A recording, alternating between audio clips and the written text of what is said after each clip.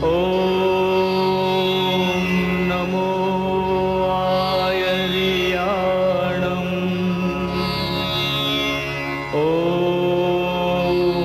नमो वज्रायाणम् नमो लोये सवसाहुणम्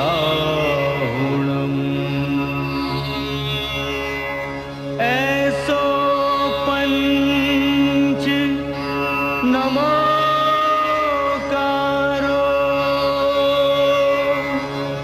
सौपावपणासनो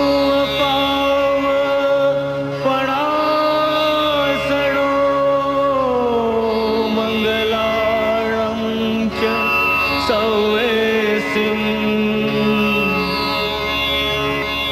पढमं हवै मंगलम्। पर्वाधिराज पर्युषण समय સુંદર આરાધનાઓ થતી હોય છે. વિશેષ પ્રકારે જુદા જુદા તપ પણ થતા હોય છે. અને જૈન ધર્મની એક મોટી વિશેષતા એ તપના મહિમાની છે. બહુ વિશિષ્ટ, આગવું અને મહત્વનું ગણાય છે આ તપ. આ તપ વિશે જરાક વિચાર કરીએ તો બહુ સીધી વાત એ કહી શકાય, જે ધર્મગ્રંથોએ કહી છે કે તવેણ પરિશુદ્ધઈ, તપથી તમે પરિશુદ્ધઈ, આત્માને પરિશુદ્ધ શુદ્ધ કરો, એનું શુદ્ધિકરણ કરવાની પ્રક્રિયા, આત્માની શુદ્ધિકરણ કરવાની પ્રક્રિયા એ તપ છે. તો ક્યારેક એમ પણ કહેવાય છે કે તપ દ્વારા શરીરને કૃશ કરો અને ભોગ વૃત્તિને જર્જરિત કરો. આપણું શરીર એને કૃશ કરવાનું એટલે આપણું શરીર અને સવિશેષ તો આપણું જીવન. માણસ સતત ખાતો રહે છે, પીતો રહે છે. ક્યારેક તો વિદેશમાં આપણને લાગે કે માણસનો કોઈ સદાનો સાથી હોય તો એ જુદા જુદા પીણા હોય છે. એ જ્યાં હોય ત્યાં એ કોઈક એક પીણું લઈ અને પીતો હોય, કશું ખાતો હોય. આપણા દેશમાં આગવી ભોજન શૈલી છે, એમ છતાં માણસ પોતાના શરીરને ભૂલીને, દુર્લક્ષ કરીને પણ ભોજન લેતો હોય છે, આપણે જાણીએ છીએ. બીજું, તપને કારણે શું થાય છે? તો તપને કારણે જેમ શરીર કૃશ થાય છે એમ ભોગ વૃત્તિ ઓછી થાય છે. કારણ કે ઉપવાસ હોય, કશું લેવાનું ન હોય, અમુક રીતે રહેવાનું હોય, અને ત્યારે આપોઆપ જે ઇન્દ્રિયના વ્યાપારો છે એ આથમી જાય છે. એટલે બહુ સરસ રીતે શરીરને કૃશ કરવું અને ભોગ વૃત્તિને જર્જરિત કરવી એમ કહેવાય છે.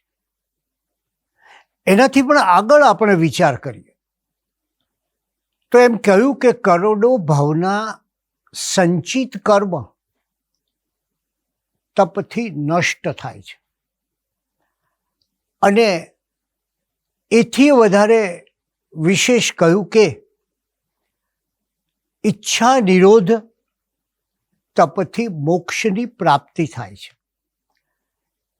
એટલે તમે જુઓ કેવા પગથિયા છે. પહેલું, તમારું શરીર કૃશ. બીજું, તમારી ભોગવૃત્તિ કૃશ. ત્રીજું, તમારા પોતાના આત્માનું શુદ્ધિકરણ. ચોથું, ગઈકાલના નહીં, કરોડો ભાવના કર્મ, સંચિત કર્મ એ નષ્ટ થાય.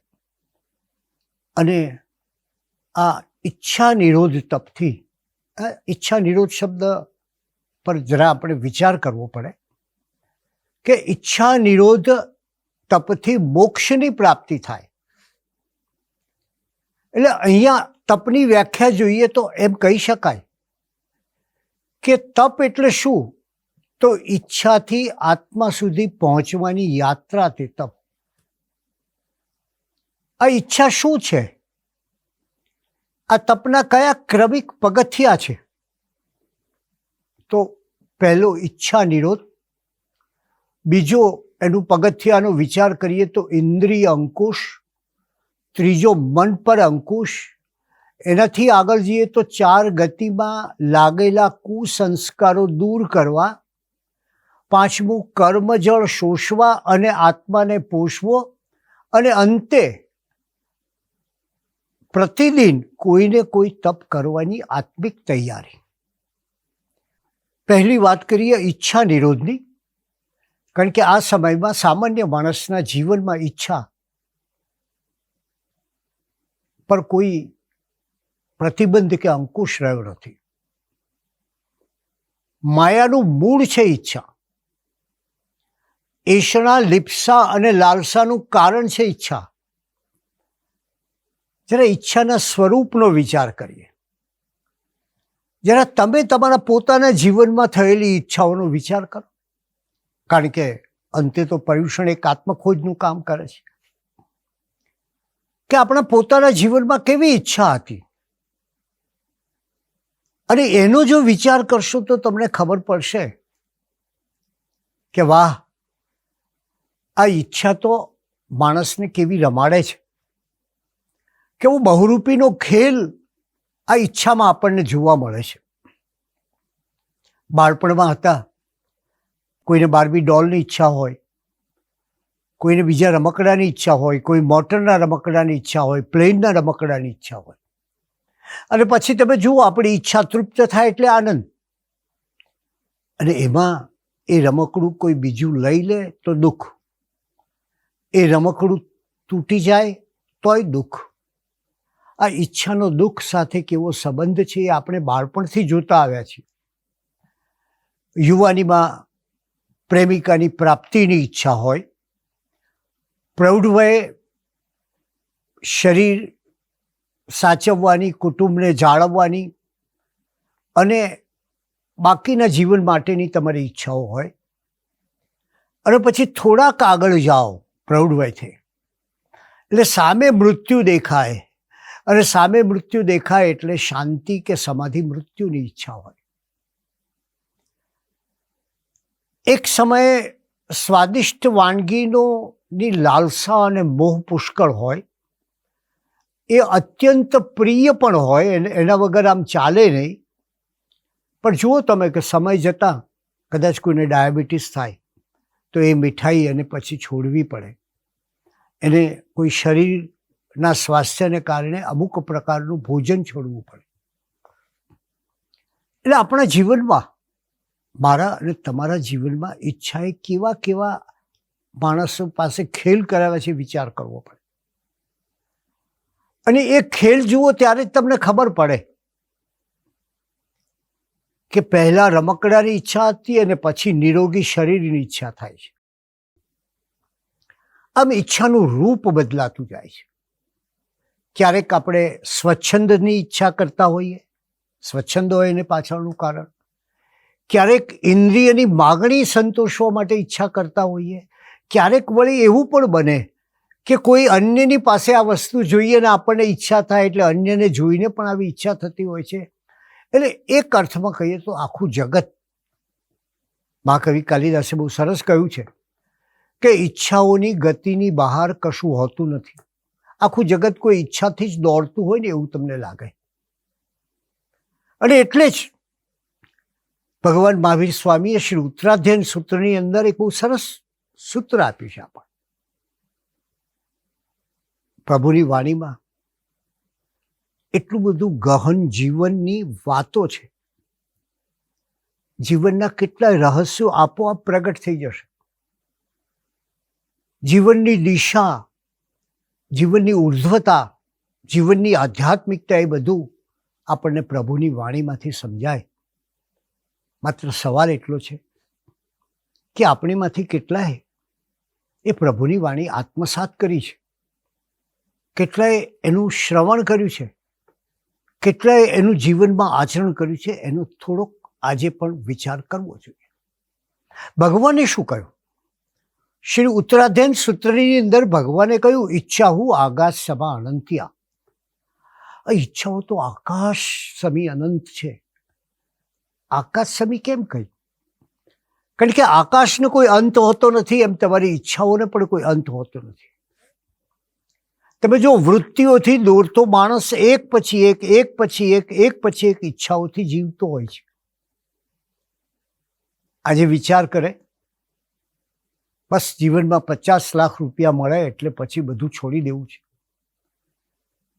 40 લાખ એકઠા થયા હોય, માંડ ત્યાં વિચાર થાય કે 50 લાખથી તો કંઈ નહીં ચાલે, મોંઘવારી વધે છે, આ મેડિકલ એક્સપેન્સ વધે છે. 1 કરોડ થાય તો પછી નો પ્રોબ્લેમ.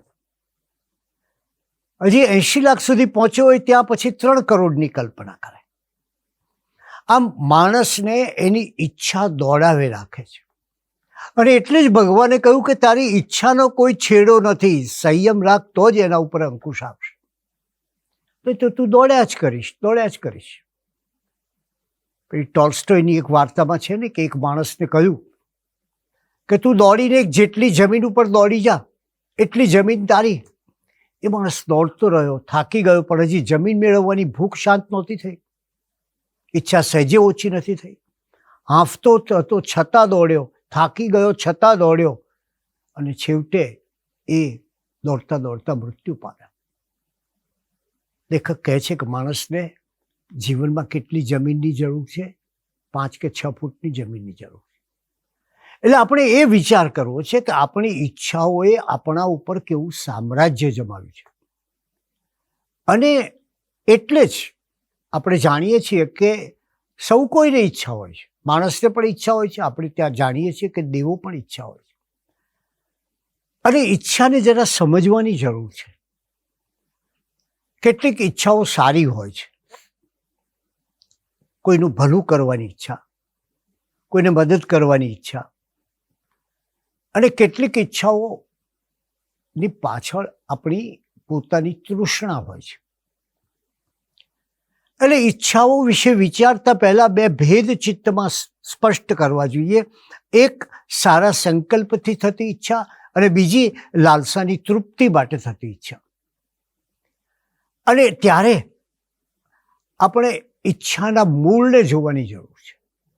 માણસના મનમાં અનેક પ્રકારની ઈચ્છાઓ આવે છે, અને એ ઈચ્છાને કોઈ આંસુની જોડિયા બહેન કહે છે. તમે ઈચ્છા રાખો, અંતે તમે નિષ્ફળ જાઓ, અંતે તમે શાંતિ ન મળે, અંતે તમને એ જ અતૃપ્તિ રહે. એટલે કહે છે કે અંતે આંસુ જ તમને આપશે. તો કોઈ ઈચ્છાને દરિદ્રતા, કોઈની પાસે યાચના કરવાનું મન થાય, આની પાસેથી આટલા લઈ લઉં, દરિદ્રતા માને. અને આને માટે, આવી ઈચ્છાને માટે શું કરવું? તો દર્શન આપણને કહે છે કે એને માટે જરૂરી છે ઈચ્છા નિરોધ. આ નિરોધ શબ્દ સમજવાની વાત છે. એનો અર્થ એવો નથી કે ઈચ્છાને દબાવી દેવી, ઈચ્છાને દાબી દેવી, ઈચ્છાનું દમન કરવું. કારણ કે ઘણીવાર તમે આવી રીતે તમારી ઈચ્છાને દમન કરો અને પછી એ ક્યારેક સ્પ્રિંગની જેમ ઉછળે પણ ખરી. એટલે ઈચ્છાને દમન નથી કરવાની જરૂર. જૈન દર્શને બહુ સરસ શબ્દ વાપર્યો, ઈચ્છા નિરોધ. એ જરાક વિચાર કરીએ એના ઉપર. આજે આ પર્યુષણનો સમય છે, ત્યારે તપ દ્વારા કઈ રીતે ઈચ્છા નિરોધ કરવો એની વાત સાંભળીએ. નિરોધ એટલે તમારી એ વાતને, તમારી એ ઈચ્છાને તમે વાળી દો. તમારી જે તૃષ્ણા છે એને તૃપ્તિમાં રૂપાંતર કરી દો. અને એ તૃષ્ણા તૃપ્ત થઈ ગઈ એટલે આપોઆપ ધીરે ધીરે તમારામાં એ તૃષ્ણા તરફની ઉદાસીનતા આવશે. એટલે તૃષ્ણા, ઉદાસીનતા અને આવી તૃષ્ણાઓ તરફની, આવી ઈચ્છાઓ તરફની, આવી લાલસાઓ તરફની, આવી માગણીઓ તરફની, આવી યાચના તરફની આપણી જે કંઈ ઈચ્છા છે એને કઈ રીતે કરીશું? તો એને તપ દ્વારા એ ઈચ્છાને ઉદાસીનતામાં ફેરવી અને તમારા જીવનને એક નવી રાહ આપો. જે ઈચ્છા છે એના પ્રત્યે ઉદાસીન થઈ જાઓ. ગઈકાલ સુધી જેની પ્રાપ્તિની ઈચ્છા હતી, એક સરસ મજાની કાર મળે એવી એક ઈચ્છા હોય, પછી થોડીક ઉદાસીનતા, મળે તો પણ ઠીક છે, ન મળે તો પણ ઠીક છે, એને માટે ન કોઈ અજંપો, ન અયોગ્ય રસ્તાઓ. એક વિશિષ્ટ પ્રકારની ઉદાસીનતા, એના તરફથી તમારું મન, તમારી ઇન્દ્રિયને ખેંચી લેવાનું કામ એ તમારી આ ઉદાસીનતાથી કરવું છે.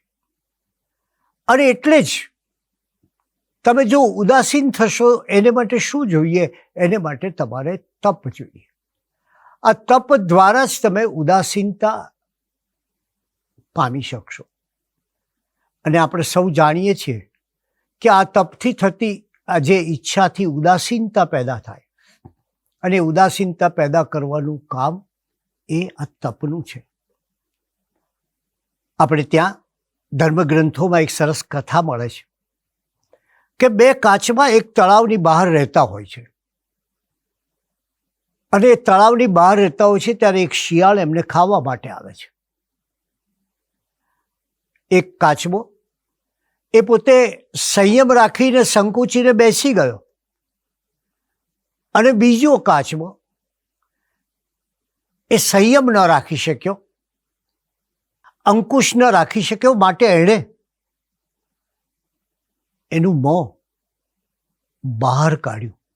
અને જેવું બહાર કાઢ્યું એવું તરત જ પેલો શિયાળ આવીને એને ખાઈ ગયો.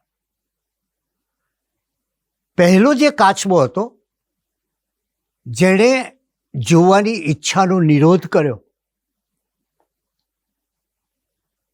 જેણે પોતાનું મોં અંદર સંતાડી રાખ્યું, સંકોચીને બેઠો હતો,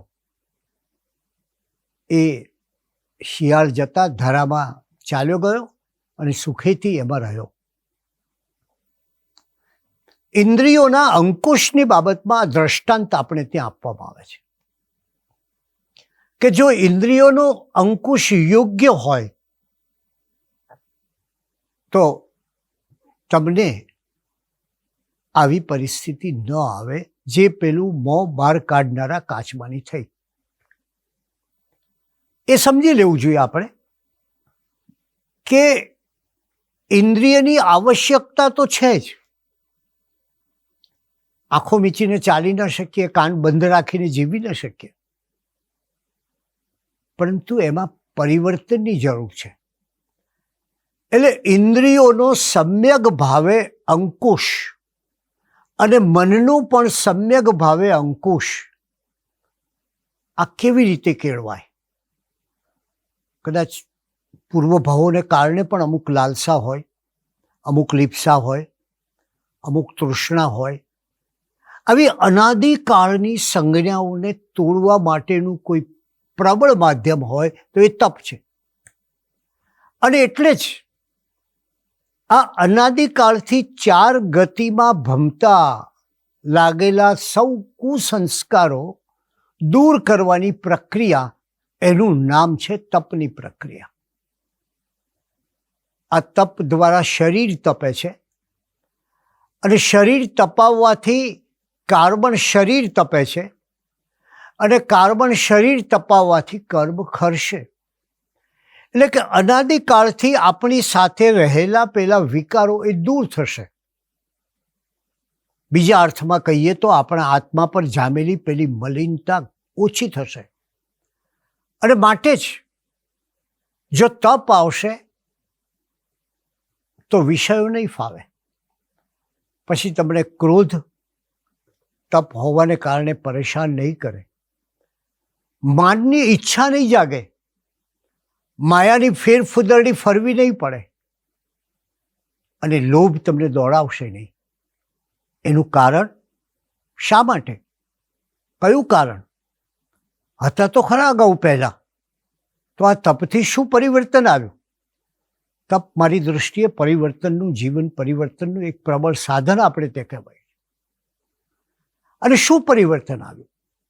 એ ક્રોધ, માન, માયા અને લોભ તો હતા જ, પણ તપ કરવાથી એક જુદી વૃત્તિ જાગૃત થઈ, અને એ વૃત્તિ એટલે આ 4 બાબતો જે કશાયો હતા એને સામે એ આત્માને વળગી ગયા હતા, અને એને કારણે આ બધા ઉત્પાત હતા. તો એ આત્માને વળગેલી 4 સંજ્ઞાઓમાંથી છૂટવા માટે કોઈ લડાઈ કરવાની જરૂર નથી, પણ તપની જરૂર છે. કારણ કે તપથી અનાસક્તિ આવે છે, અને એકવાર અનાસક્તિ આવી એટલે જે વસ્તુનો લોભ હોય, તમે જેની પાછળ દોડતા હો, જેની પાછળ આંખો મીચીને કામ કરતા હો, જે પ્રાપ્ત કરવા માટે સારા નરસા બધા સાધનો અજમાવતા હો, બસ એમ થાય અનાસક્તિ આવે એટલે આ મેળવવાનો શો અર્થ? અને એક ક્ષણે આસક્તિ જશે આ તપને કારણે. એટલે તપ દ્વારા કર્મ ફૂટે, અને તપ દ્વારા આત્મા કર્મ બંધનથી મુક્ત થાય. આ તપના વિશાળ ક્ષેત્રની વાત જૈન દર્શનમાં ઘણી સરસ રીતે કહેવામાં આવી છે. બાહ્ય તપ અને આભ્યંતર તપ. તપ એટલે શું? એક અર્થમાં કહો તો સ્વેચ્છાએ કષ્ટનો સ્વીકાર કરીને વિજય મેળવવો. આપણે કષ્ટ આવે એટલે અકળામણ કરીએ છીએ, અહીંયા કષ્ટ પરના વિજયની વાત છે. અને જેમ અગ્નિ ઘાસને બાળે છે, એમ તપ આપણા કર્મને બાળે છે. અને માટે એ તપ દ્વારા આપણે શું કરી શકીએ? તો એ તપ દ્વારા સૌથી મોટી વાત એ છે કે આપણે આપણા ભીતરમાં જઈ શકીએ, આપણા કશાયો દૂર કરી શકીએ, આપણા કર્મમાંથી અને કર્મ બંધનોથી મુક્ત થઈ શકીએ. એ તપને કોની સાથે સંબંધ નથી, એ તપને પ્રસિદ્ધિ સાથે સંબંધ નથી. એક આંબાના વૃક્ષની 2 ભાઈઓ સંભાળ લેતા હતા. એક ભાઈએ ખૂબ સંભાળ રાખી, જેથી આંબો ખૂબ ફૂલે ફાલે અને સરસ મજાના લાકડા પણ એના મળે. બીજાએ આંબા પર સુંદર મજાની કેરી આવે, અનેક લોકોને મીઠા ફળ ચાખવા મળે, આ ભાવના જુઓ. એની નીચે બેસનારને છાયો મળે, અને એ કેરીની ગોટલીમાંથી વળી પાછું આંબાનું ઝાડ પેદા થાય. એટલે જો એકની આંબો વાવવાની ઈચ્છા એવી હતી કે આંબાથી મને કેરીના ફળ મળે અને એના વૃક્ષનું લાકડું કાપી અને હું કમાણી કરું. બીજાની વૃત્તિ એવી હતી કે આ આંબાનો સૌને સરસ મજાનો છાંયડો મળે, પક્ષીઓ એના ઉપર રહે, એના સરસ મજાના ફળ આવે, એ લોકોને આપે, લોકો એનો આસ્વાદ માણે. તો જુઓ તમે કે પહેલી વ્યક્તિ એ ઈચ્છા ધરાવનારી વ્યક્તિ છે. જે માણસને યશ, કીર્તિ, સિદ્ધિ, રિદ્ધિ અને કામનાની ઈચ્છા હોય છે તે, એમ એ વ્યક્તિને આંબાના લાકડાની ઈચ્છા હતી. અને જ્યારે બીજી વ્યક્તિ એ પોતે આ રસમધુર કેરી એ સૌને આપવાનો વિચાર કરે છે, એટલે કે કર્મજળના શોષણ અને આત્માના પોષણનો વિચાર કરે છે. અને આથી જ તપ એકાંત કર્મ નિર્જરા માટે થવું જોઈએ. અને તે પણ સામયિક, આયંબિલ, શ્વાસ વગેરે પ્રભાવના રૂપે મળ્યું તે લઈ લીધું. ઘણીવાર લોકો આ પ્રભાવના રૂપે જે મળે તે લઈ લે છે, પણ એનો પણ વિચાર કરવા જેવો છે. એ પ્રભાવના પાછળ કોઈ છુપો લોભ તો નથી રહ્યો ને આરાધકનો. એ પ્રભાવના પાછળ કોઈ ધર્મ ક્રિયાની ઉપેક્ષા કરીને માત્ર પ્રભાવનાની જ આશા નથી રહી ને. એ પ્રભાવના પાછળ કોઈ સ્પર્ધાનો ભાવ તો નથી ને કે ક્યાંક આટલી પ્રભાવના પણ અહીંયા આટલી બધી, તો આપણે આ આટલી બધીમાં જઈએ અને તપ ત્યાં કરીએ, ત્યાં સામયિક કરીએ, ત્યાં આયંબિલ કરીએ, ત્યાં ઉપવાસ કરીએ. એટલે પ્રભાવના લેતી વખતે વ્યક્તિએ એ વિચાર કરવો જોઈએ કે મારે મન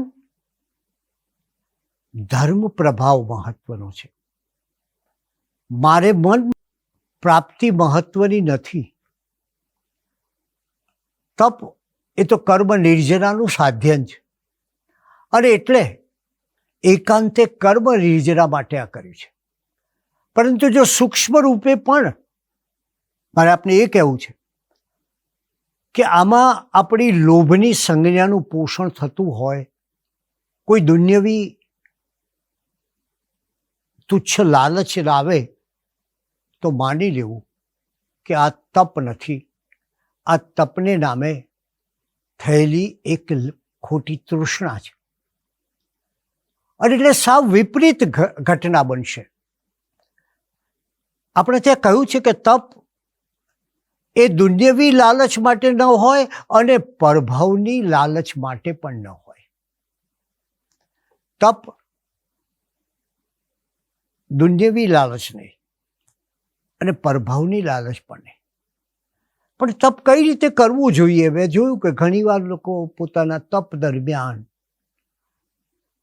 આંતરખોજ કરવાને બદલે ટેલિવિઝનમાં, ચલચિત્રોમાં, સિનેમામાં કે પછી પત્તા રમવામાં પોતાનો સમય વ્યતીત કરે છે. આપણા ગ્રંથો કહે છે કે તારે એ સમયે સ્વાધ્યાય કરવો જોઈએ.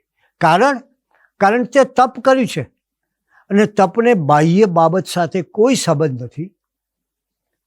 તપને તારી આત્મ સાધના સાથે સંબંધ છે, અને માટે એમાં એની વચ્ચે કોઈ પણ વ્યવહાર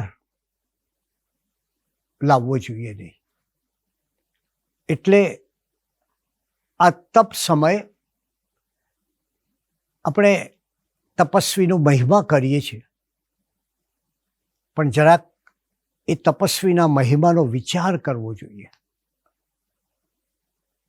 કે એ મહિમા કરતી વખતે કેટલી સહજતા છે, અને તો જ એ સહજતા હશે, એ કર્મ નિર્જરા હશે, એ ભીતરમાં વસવાની વૃત્તિ હશે, તો જ તપ દ્વારા આપણો રસ્તો ખુલ્લો થશે. એટલે કે તપ એક વિશાળ આકાશ જેવું છે. જીવન શુદ્ધિના એક એક અંગનો એમાં સમાવેશ થાય છે. બહાર અને ભીતરની પ્રક્રિયાના તંતુને, એક આપણું બાહ્ય જગત છે, એક આપણું ભીતરી જગત છે, જેને ભીતરી જગતને કેટલાક ઇનર લાઈફ કહે છે.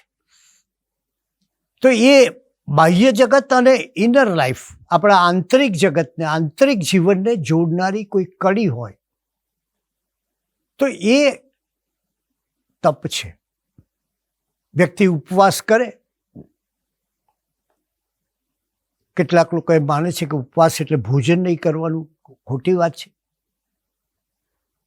ઉપ એટલે આત્મા અને વાસ એટલે વસવું. તારા આત્મા સાથે વાસ કર. અર્થાત આજે ઉપવાસ હોવાથી મારે આજીવિકાનો પ્રશ્ન નથી, મારે ભોજનની ચિંતા નથી. આ બધા જ બહારના બારણા બંધ થાય એટલે ઉપવાસનો પ્રારંભ થાય, અને ભીતરના બહારણા ખુલે એટલે ઉપવાસનો પ્રારંભ થાય. અને એટલે સામાન્ય શબ્દમાં કહીએ તો એ આત્મા સાથેના મેળાપની પ્રક્રિયા છે. અને તમે જેમ જેમ આત્મા સાથેનો મેળાપ કરો છો તેમ તેમ તમને તમારી ભૂલોનો અહેસાસ થાય છે, અને એમાંથી ક્ષમાનો ભાવ જાગૃત થાય છે. આમ માત્ર આંતરિક સાધના નહીં, પણ ઉપવાસથી બાહ્ય અને આંતરિક સાધનાની સંપૂર્ણ ક્રાંતિ થતી હોય છે. અને એટલે જ એક બાજુ દૈહિક આંતરક્રિયાઓને નિયંત્રિત કરીએ છીએ, તો બીજી બાજુ આત્મિક શુદ્ધિનું અને આત્મનિયંત્રણનું સાધન પણ ઉપવાસ બને છે. અને એ રીતે આ તપનું એક વિશેષ મહત્વ છે. આમ તપ એ દેહ શુદ્ધિ અને દૈહિક આંતરક્રિયાઓને નિયંત્રિત કરવાનું સાધન છે. આના વિશે આપણે ત્યાં ઘણું સંશોધન થયું છે. પૂજ્ય આચાર્ય શ્રી નંદઘોષ વિજયજી હોય કે ડૉક્ટર સુધીર શાહ હોય, એમણે ખૂબ વૈજ્ઞાનિક દ્રષ્ટિએ એનો અભ્યાસ કર્યો છે, બીજા મિત્રોએ પણ કર્યો છે. તો એક બાજુથી એ આત્મિક શુદ્ધિનું અને આત્મનિયંત્રણનું પણ સાધન છે તપ. અને આવા તપને જ્યારે આપણે એનો વિચાર કરીએ ત્યારે ખ્યાલ આવે કે આ તપશ્ચર્યાથી ઘણા લોકો એવું માને છે, અને આપણે જાણીએ છીએ કે બૌદ્ધ ધર્મમાં મધ્યમ માર્ગ અપનાવ્યો છે તપની બાબતમાં. પણ એનું એક કારણ છે કે બૌદ્ધ ધર્મની અંદર તપશ્ચર્યામાં મધ્યમ માર્ગ અપનાવવાનું એ માટે કહ્યું કે ઇન્દ્રિયો પરનો સંયમ અને મનની નિર્મળતાને ભગવાન બુદ્ધે સ્વીકારી. અને માટે તપથી શું થાય? તપથી પ્રસન્નતા જાગે. આ તપથી શું થાય? પેલા અતિ તપની કારણે ભગવાન બુદ્ધે મધ્યમ માર્ગની વાત કરી, પણ આપણે ત્યાં એવું અતિ તપ કરવાનું કહ્યું નથી. હકીકતમાં તો ચિત્તની પ્રસન્નતા સાથે આ તપને જોડ્યું છે. અને 10 વૈકારિક સૂત્રમાં કહ્યું છે કે દરેકે પોતાની શક્તિ, શ્રદ્ધા,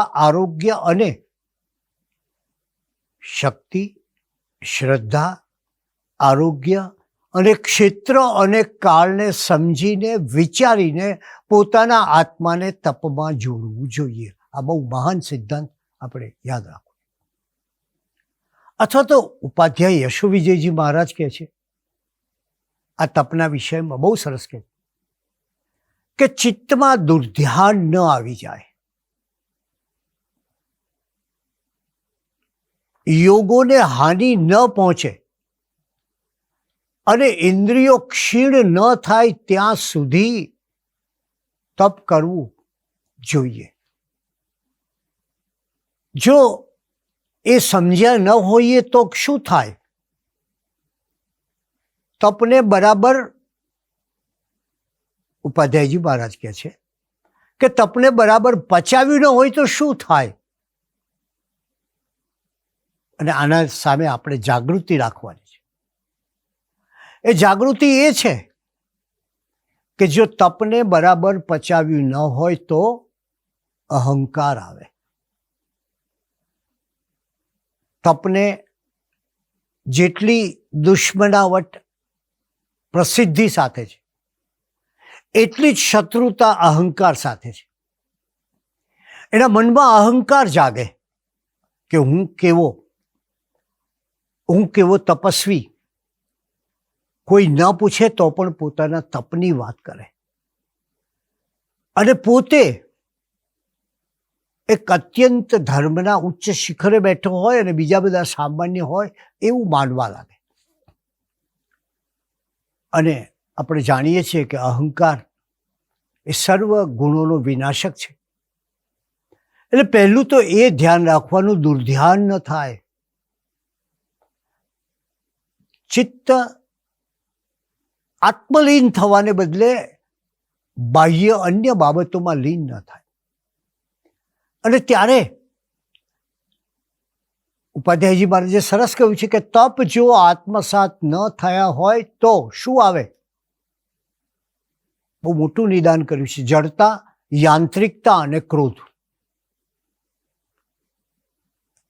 તમે જડ બની જાઓ કે આ યાંત્રિકપણે ક્રિયા કરવા લાગો, એને કોઈ આત્માની સાધના સાથે સંબંધ ન હોય, અને ક્યાં ક્રોધ જાગે. નાની નાની વાત કઈ, કોઈ અવાજ કરતો હોય ને કે ખબર નથી પડતી મેં અઠ્ઠાઈ કરી છે ને તારાથી અવાજ થાય છે, એટલે ક્રોધ જાગે. આનો અર્થ એ છે કે વ્યક્તિ જ્યારે તપ કરે ત્યારે એનો મહિમા શું છે એના જીવનમાં એ છે કે માણસને માટે તપ ખૂબ શ્રેયસ્કર છે, અને આત્માને માટે એ મોક્ષ પથ ગામીની પણ બની શકે છે. અને એટલા માટે જ જૈન ધર્મએ, જે આપણે શરૂઆતમાં વારંવાર યાદ કરીએ છીએ, ધમ્મો મંગલ મુક્કિઠમ અહિંસા સંયમોતવ. એ તપને ઉત્કૃષ્ટ મંગલમાં સ્થાન આપ્યું છે, પંચાચારમાં સ્થાન આપ્યું છે, 9 પદમાં સ્થાન આપ્યું છે અને 20 સ્થાનકમાં સ્થાન આપ્યું છે. આટલો બધો તપનો મહિમા છે. અને ત્યારે આપણે એ વિચારવું જોઈએ કે આ તપશ્ચર્યા દ્વારા આપણે જાણીએ છીએ પ્રભુ મહાવીરે 12.5 વર્ષ સુધી પોતાના સાધના સમયમાં તપ કર્યું અને અનેક લોકોએ, પ્રભુ મહાવીરના અનેક સંતાનોએ એમાંથી પ્રેરણા પામીને પ્રસન્નતાથી તપશ્ચર્યા કરી છે. આમ જૈન ધર્મમાં જે તપની વાત કરવામાં આવી છે એમાં એક સાવ ભિન્ન વાત એ છે કે અનેક મહાન તપસ્વી મહાત્માઓ, જેની યાદી ઘણી મોટી થાય, એમણે આ વર્તમાન સમયે પણ આપણને આશ્ચર્ય થાય એ રીતે તપ કર્યું છે. નાના બાળકોએ પણ એવી રીતે આપણને આશ્ચર્ય થાય એવું તપ કર્યું છે. અને ત્યારે એ તપના બાહ્ય 6 પ્રકાર છે: અણસણ, ઉણોદરી, વૃત્તિ સંક્ષેપ, રસત્યાગ, કાયક્લેશ અને સંલીનતા. અને એના આભ્યંતર તપના પ્રકાર છે પ્રાયશ્ચિત, વિનય, વૈયાવચ્ચ, સ્વાધ્યાય, ધ્યાન અને વિત્સર્ગ. તો પછી સવાલ એ થાય કે આપણે ત્યાં દાન, શીલ અને તપ એમ કેમ કહ્યું? શા માટે દાન અને શીલ પછી તપને મૂક્યા? ત્યારે કહ્યું છે કે ખેતર ખેડ્યા પછી બીજ વાવ્યું હોય તે સારી રીતે ઉગે, એમ દાન, ધર્મ અને શીલ ધર્મને અનુસર્યા પછી જ તપ ધર્મ અર્થાત તપશ્ચર્યાને અનુસરવાથી વિશેષ ફળદાયી બને. આપણે એ જૈન ધર્મના તપની પાછળ શું રહેલું છે? હૃદય શુદ્ધિ, મન શુદ્ધિ અને આત્મશુદ્ધિ રહેલી છે. અને એ 3 પ્રકારે શુદ્ધિ થતાં એ શરીરની કૃષ્ણતાને સાથે જ આપણા બધા આકર્ષણો, આપણી વૃત્તિઓ, આ બધું નષ્ટ થવા માંડશે. અને એની આગળ જ જતાં ધીરે ધીરે આ આત્મા સાથેનું અનુસંધાન થશે. અને ત્યારે એ તપ એક આંતરિક વીરતા અને પ્રસન્નતાનું કારણ છે. તમે જુઓ કે એ તપથી વ્યક્તિમાં એક આંતરિક બળ જાગે છે. અને એ આંતરિક બળ એવું હોય છે, કલ્પના કરો, દીર્ઘ તપસ્વી પ્રભુ મહાવીર, એમની આગળ શું થાય છે? રોહિણી જેવો બહારવટીયો અને ચંડકૌશિક જેવો દ્રષ્ટિ વિષધર સર્પ, એ સૌ કોઈ નમી જાય છે. અર્થાત તપ એક આંતરબળ ઊભું કરે છે. અને એટલે જ એ તપશ્ચર્યા દ્વારા શરીરની અંદર આપણે જ્યારે જાણીએ છીએ કે ગૌતમ સ્વામીની વાત કરીએ તો અંગૂઠે અમૃત વસે એમ કહીએ છીએ. એનો અર્થ શું? કે એમના રોમે રોગમાં પ્રત્યેક અંગ એવું બની ગયું છે, તપશ્ચર્યાને કારણે પારસસમું બની ગયું છે. અને ત્યારે એ જે કંઈ લબ્ધિ હતી ગૌતમ સ્વામી પાસે, એ તપ દ્વારા બની હતી. આવા તપનો આપણે વિચાર કરીએ આપણા જીવનમાં. અને સૌથી વિશેષ તો એ તપ દ્વારા જે આંતરિક બળ જાગે છે એનો વિચાર કરવો જોઈએ. અષ્ટાપદની યાત્રા વખતે 1503 તાપસોને ગૌતમ સ્વામી એ ખીરથી ભોજન કરાવે છે. આનો વિચાર કરવો જોઈએ. એટલે કે ચિંતન કરને સે વિચારો કા સર્જન હોતા હૈ. ચિંતન કરે માણસ એટલે વિચારનું સર્જન થાય. श्रम करने से धन का अर्जन होता है, किंतु आत्मा की शुद्धि करने वाले भव्य पुरुषों तप करने से कर्मों का भंजन होता है. એ કર્મ ભંજનનું કામ એ જીન શાસનનો પ્રાણ કોઈ હોય એ આ તપશ્ચર્યા છે. અને જીન શાસનની શાન કોઈ હોય તો એ પણ આવા તપસ્વીઓ છે. જય જીનેન્દ્ર.